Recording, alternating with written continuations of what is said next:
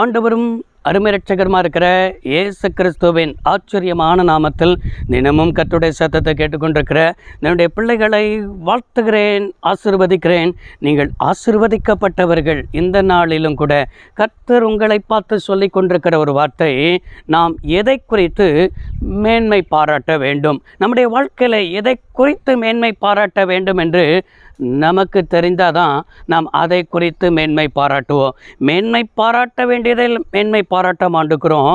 மேன்மை பாராட்டாத காரியம் இதெல்லாம் மேன்மையை பாராட்டக்கூடாது, எல்லாம் ஒன்றுக்குமே உதவாது என்பதை குறித்து தான் அதிகமாக நம்ம மேன்மை பாராட்டி கொண்டிருக்கிறோம். ஆனால் சங்கீதக்காரன் 20ஆம் சங்கீதம் 7வது வசனத்தில் இவ்வாறாக என்ன செய்ய முடிகிறது, பார்க்க முடிகிறது. சிலர் ரதங்களை குறித்தும் சிலர் குதிரைகளை குறித்தும் மேன்மை பாராட்டுகிறார்கள். நாங்களோ எங்கள் தேவனாயிருக்கிற கர்த்தருடைய நாமத்தை குறித்து மேன்மை பாராட்டுவோம் என்பதாக எழுதியிருக்கிறதை பார்க்க முடிகிறது. இங்கே நன்றாக கவனித்தீர்களா?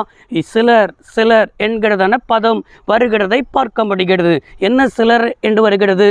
சிலர் ரதங்களை குறித்தும் தங்களுக்குள்ளதான ஆசீர்வாதங்களை குறித்தும் தங்களுக்குள்ள செல்வ செழிப்புகளை கொடுத்தும் தங்களுடைய காரியத்தை குறித்தே மேன்மை பாராட்டுவார்கள். 2வது சிலர் குதிரைகளை குறித்து, குதிரைகள் என்பது என்ன? தங்களுடைய பலத்தை குறித்து, தங்களுடைய பின்னணியத்தை குறித்து, தங்களுடைய பெற்றோரை குறித்து, இதெல்லாம் குறித்து என்ன செய்வார்கள்? மேன்மை பாராட்டி கொண்டே தங்களுக்குரியதை குறித்து மேன்மை பாராட்டுவார்கள்.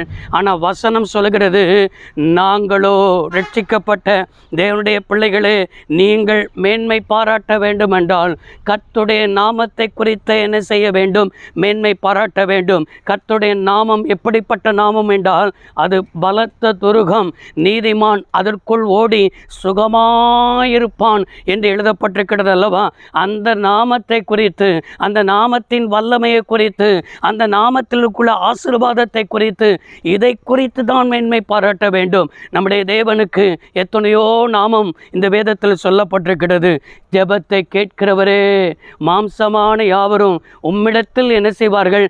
வருவார்கள் என்று சொல்லப்பட்டிருக்கிற அந்த நாமம் நீங்கள் அறிந்து, நீங்கள் அநேகர் ஜெபம் பண்ணுறீங்க. அநேகர் ஜெபம் பண்ணாலும் ஜெபத்திற்கு ஆசீர்வாதம் தடைபடும் பொழுது என்ன நினைக்கிறீங்கன்னா, என் ஜெபத்தை தான் ஆண்டவர் கேட்க மாட்டார், என் விண்ணப்பத்தை தான் ஆண்டவர் கேட்க மாட்டார், என் காரியத்தில் தான் கர்த்தர் மௌனமாக இருப்பார் என்று சொல்லி நீங்கள் சோர்ந்து போய் காணப்படுகிறீர்கள். ஆண்டவரை குறித்து முறுமுறுக்கிறீர்கள். ஆண்டவரை குறித்து உங்களுடைய வாழ்க்கையில் இன்னும் அந்த நாமத்தை குறித்து நீங்கள் அறியாதது நிமித்தம் தான் நீங்கள் சோர்ந்து போய் காணப்படுகிறீங்க. ஆண்டவர் உங்கள் ஜெபத்தை கேட்காதவர் அல்ல. ஆண்டவர் மௌனமாய் இருக்கிறார் என்றாலே உங்களுக்கு சிறந்ததை கர்த்தர் தரப்போகிறார். ஆண்டவர் மௌனமாய் இருக்கிறார் என்றாலே நீங்கள் தேவ சித்தத்தில் தான் என்ன செய்து கொண்டிருக்கிறீர்கள், இருந்து கொண்டிருக்கிறீர்கள் என்பதை தெளிவாக நாம் புரிந்து கொள்ள வேண்டும் என்பதாக தான் கர்த்தர் நம்மளோடு கூட இன்றைக்கு அவர் பேசி கொண்டிருக்கிறார். எனக்கு அருமையான கர்த்தருடைய பிள்ளைகளே, நமக்கு வேதத்தில் நன்றாக வாசிக்க முடிகிறது. அவன் என் நாமத்தை அறிந்திருக்கிறபடினால் அவனை நான் உயர்ந்த அடைக்கலத்தில் என்ன செய்வேன்? வைப்பேன் என்று ஆண்டவர் சொல்லியிருக்கிறாரு. அப்போ அந்த நாமத்தை நம்ம குறித்து மேன்மை பாராட்ட, அந்த நாமத்தை குறித்து நம்ம அறிய நீங்கள் நன்றாக விளங்கி கொள்ளணும். அந்த நாமத்தில் தான் நமக்கு ஆசீர்வாதம் இருக்கிறது. ஏன்னா வானத்தின் கீழும் பூமியின் மேலும் என்னுடைய நாமமே அல்லாமல் வேறொரு நாமம் என்ன செய்வதில்லை, கட்டளையிடப்படவில்லை என்று சொன்னாரே. அவருக்கு முன்பாக முழங்கால் யாவும் முடங்கும் என்று சொல்லியிருக்கிறாரே. அந்த நாமத்தை இன்றைக்கும் நாம் சொல்ல சொல்ல சொல்ல என்ன நடக்கும்? பிசாசுகள் ஓடும். அவருடைய நாமத்தில் வியாதிகள் குணமடையும். அந்த நாமத்தில் கடன் சுமைகள் மாறும். அந்த நாமத்தில் பிரச்சனைகள் மாறும். அந்த நாமத்தில் தான் ஆசீர்வாதம் இருக்கிறது.